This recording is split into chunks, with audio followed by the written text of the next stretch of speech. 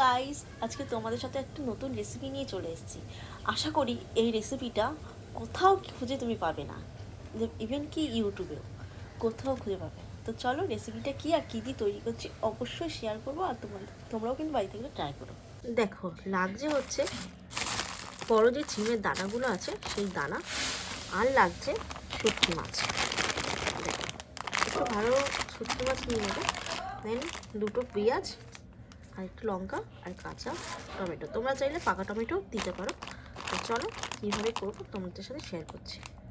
আমি শুটকি মাছগুলো কেটে নিয়েছি, একটু বড় বড় করেই কেটেছি, কারণ তাহলে মুখে বাঁধবে, সেই কারণে শুটকি মাছটা কিন্তু এখন কিন্তু গরম জল দিয়ে ধুয়ে নেব। তারপর কুচি কুচি করে পেঁয়াজ কেটে নিয়েছি, পেঁয়াজের পরিমাণটা একটু বেশি নেবে। আর হলো ছোটো ছোটো করে টমেটো কেটে নিয়েছি, আর লঙ্কা চারটে চিড়ে নিয়েছি। তোমরা স্বাদ অনুযায়ী ঝাল দিও। তো চলো রেডি করি। রান্নাটা আমি পুরোটাই আমি 5 মিনিট করবো। তো চলো, আমি ভালো করে জল দিয়ে ধুয়ে নিয়েছি, গরম জল দিয়ে। ফার্স্টে আমি মাছটাকে ভেজে নেবো সারা করে। মাছগুলোকে ভেজে নিয়েছি, এবার এটার মধ্যে ওই তেলে এই দানাগুলোকে ভেজে নেবো। চলো,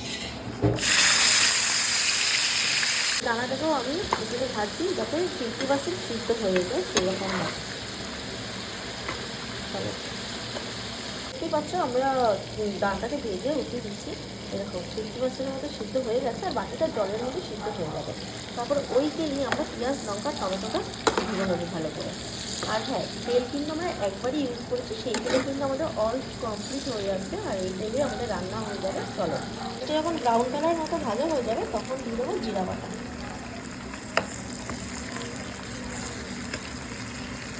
দিয়ে দেবো হলুদ গুঁড়ো,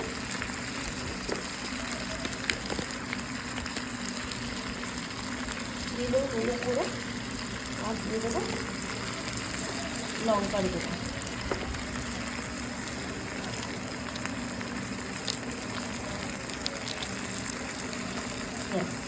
এই হচ্ছে মশলা যাবে, আর কোনো মশলা যাবে না, কারণ আমরা রসুন ইউজ করবো না। কারণ তোমার হচ্ছে শুকনো মাছে যদি আমরা রসুন ইউজ করি তো সেখানে শুকনো মাছের গন্ধটা আর স্মেলটাও পাওয়া যাবে না সেখানে। সেখানে এটাকে ভালো করে নাড়িয়ে নিই। ওটা দিয়ে দেবো জল,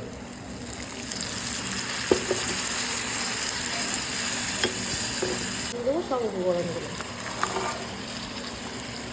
ভালো করে নাড়িয়ে নিই। চলো, সব উপকরণের সাথে মিশিয়ে নিয়েছি, এটাকে ভালো করে এবার কষাবো। বিশ্বাস করবে কিনা জানি না, এত সুন্দর স্মেল বেরাচ্ছে, মনে হচ্ছে এই স্মেলটা দিয়ে ভাত খাওয়া হয়ে যাবে। তো চলো, এটা একটু কষানোর পর হালকা জল দিয়ে দেবো, দিয়ে দিয়েছি জল। স্বাদ মতো নুনটা তোমরা দেখে দিয়ে দিও। চলো, এটা ফুটে দাও। রেডি হয়ে গেছে, দারুণ লাগবে গরম ভাতে, কিংবা তোমরা যদি চাও রুটি দিয়েও খেতে পারো, পরোটা দিয়েও খেতে পারো, কিন্তু মোস্টলি যেহেতু শুটকি মাছ রয়েছে সে কারণে ভাত দিয়ে বেশি ভালো লাগবে। তো একবার কিন্তু ট্রাই করতেই হবে। তো চলো।